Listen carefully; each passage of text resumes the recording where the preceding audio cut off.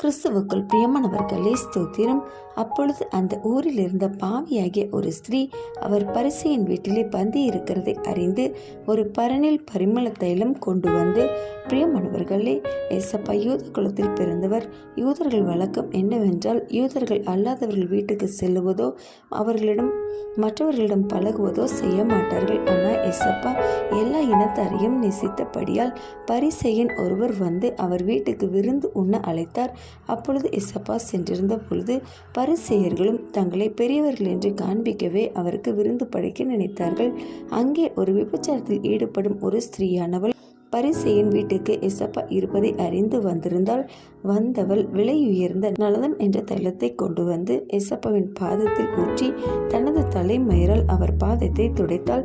பரிசேயர்கள் ஏசப்பாவை பற்றி, இவள் பாவி என்று அறிந்திருந்தும் இதனை செய்ய அனுமதிக்கிறாரே என்றார்கள். அப்பொழுது இவர்களின் நினைவை அறிந்த ஏசப்பா பரிசேயனாகிய சீமோனை நோக்கி, சீமோனே, ஒருவனிடம் ஒருவன் 500 வெள்ளி காசு கடன் பட்டிருந்தான், மற்றவன் 50 வெள்ளி காசு கடன் பட்டிருந்தான். இவர்களால் திருப்பி செலுத்த முடியாத நிலையில் இவர்களுக்கு இந்த கடன்கள் மன்னிக்கப்பட்டது. இதில் யார் கடன் கொடுத்தவன் மீது அதிக அன்பு செலுத்துவான் என்றார். அதற்கு சீமோன், அதிக கடன் பெற்றவனே அதிக அன்பு செலுத்துவான் என்றார்.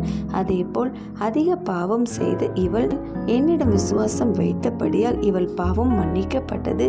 ஆகிய என் மீது அதிக அன்பு கொண்டதால் இப்படியாக செய்கிறாள் என்றார். இப்படியாகவே நமது பாவங்கள் ஒவ்வொன்றும் ஒவ்வொரு விதம் நம்மையும் மன்னித்தாரே.